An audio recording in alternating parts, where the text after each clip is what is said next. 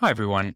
In this lecture, we are going to be learning how this debug file button works. And you'll see there's three different buttons when you click this little drop down here. And I'm going to be explaining in this lecture what each of these different buttons do and when to use them. So I'm just going to create a simple message box in this main file, and I will call it inside this text. I'll write, this is the main file. Then what I'll do is I'm going to come to my project and I'm going to create a new sequence. Let's call it workflow A. Then we can even create another one, workflow B. So now you'll see we have three XAML files. We have the main, we have workflow A and workflow B. So in workflow A, I'm going to drag in a message box like this. And I'm going to say, this is in workflow A. And I'll copy this and paste it into workflow B. I'll just change the A to B.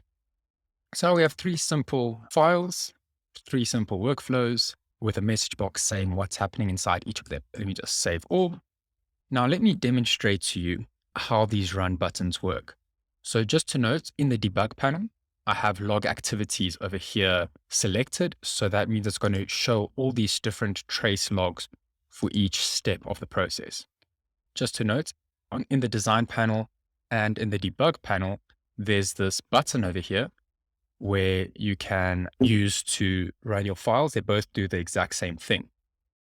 So if I click this button here, just the blue directly, what that's doing in this dropdown, it's actually pressing this button here. It's like pressing F5 on your keyboard, and it's running it in what they call debug mode.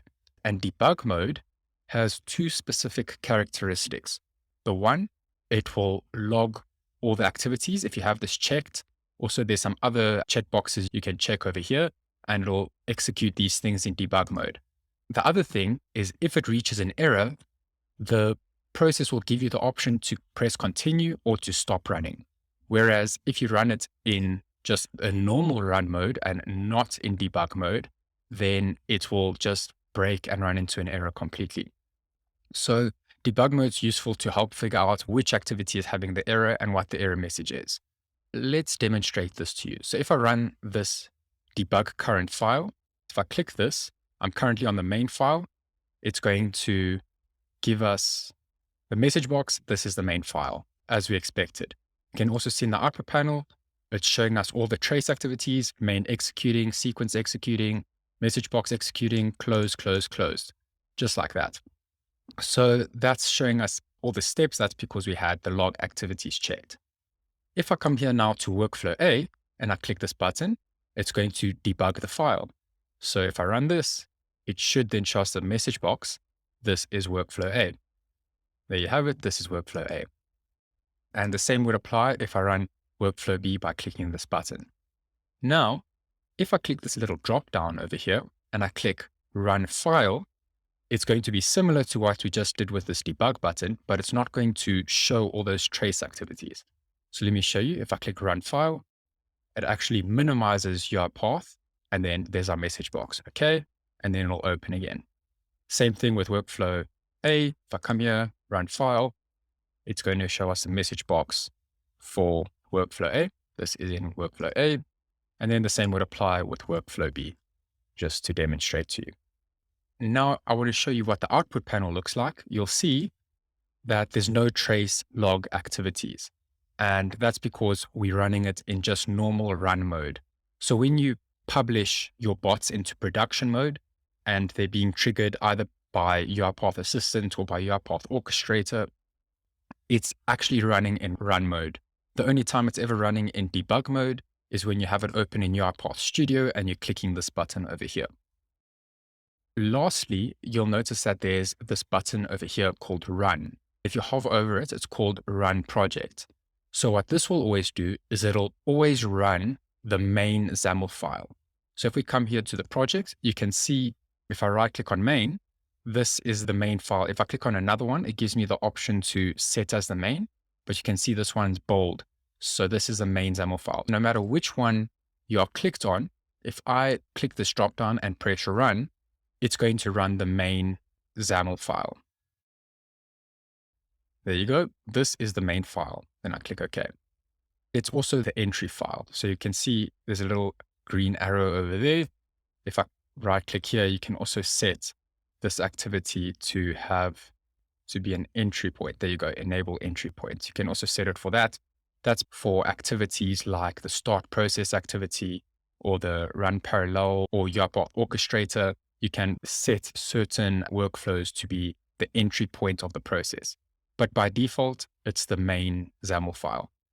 So even if I'm on workflow A and I click run, it's always going to run my main file in actual run mode, not in debug mode. As you can see here, it ran without any logs and it ran the main file.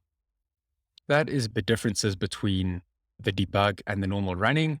Remember, run file and debug, these ones will always run the current file you selected on, and run will always run the main file that you have set. The last thing I want to show you is how it handles errors. Let's drag in, for example, a invoke workflow. Okay. Invoke workflow file. And let's select our workflow A. And then let's drag in another workflow to invoke workflow B.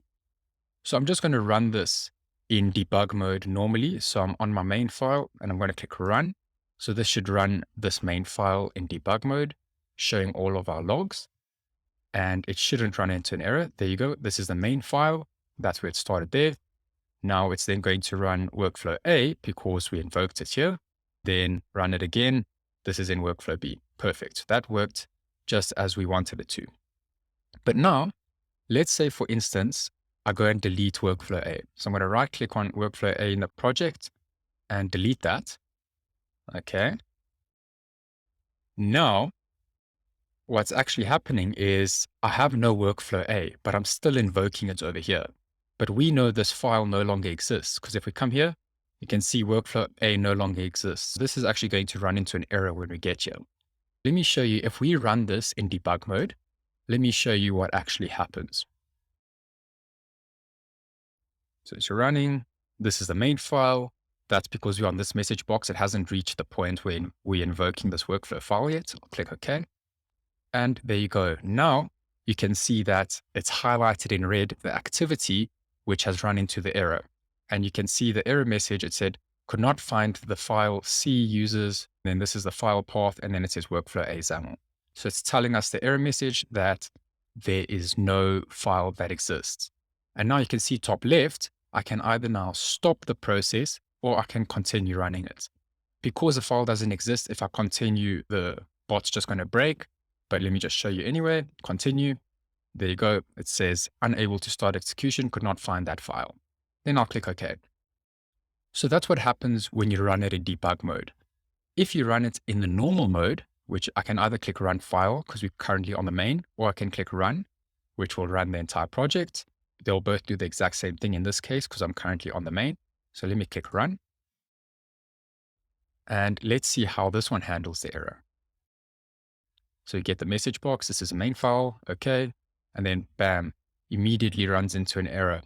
You see how it didn't stop and highlight the activity telling us where the error happened. I'll just click OK. So what I'll have to do, I'll have to come to the output and I'll have to then see this error message and I'll have to try figure it out. So I can see here, it says remote exception wrapping, blah, blah, blah, could not find the file workflow A. Then I would then have to figure out, okay, workflow A is referring to this activity. So now I'm not sure which activity this error happened at, but I know this error did happen. And it happened at that certain point. So what's useful is about debug mode as well, with logging all the steps, you can see just before immediately where the error happened. So if I run this in debug mode, you'll see it'll show us all the logs where I can see exactly where was the point where it ran into the error. So you can see here, invoke workflow file executing, and then invoke workflow file faulted. So the invoke workflow file, it's referring to this one. I just need to give this a different name to this one so we don't get confused with the logs. But that is how you can tell exactly where the error happens, even though, of course, it also highlights it in red for you and it stops at that point. But sometimes it doesn't, and then you'd have to debug the issue. But otherwise, I'm just going to click stop here and end the process right there. So that is how you use the debug and run buttons. And just a reminder, this run button over here is what's actually happening when you have your bots published to Orchestrator or to Assistant. It runs it the same way it would if you press this run button over here or Control F5 on your keyboard. That's all for running the files. In the next video, we are going to briefly go over these features over here.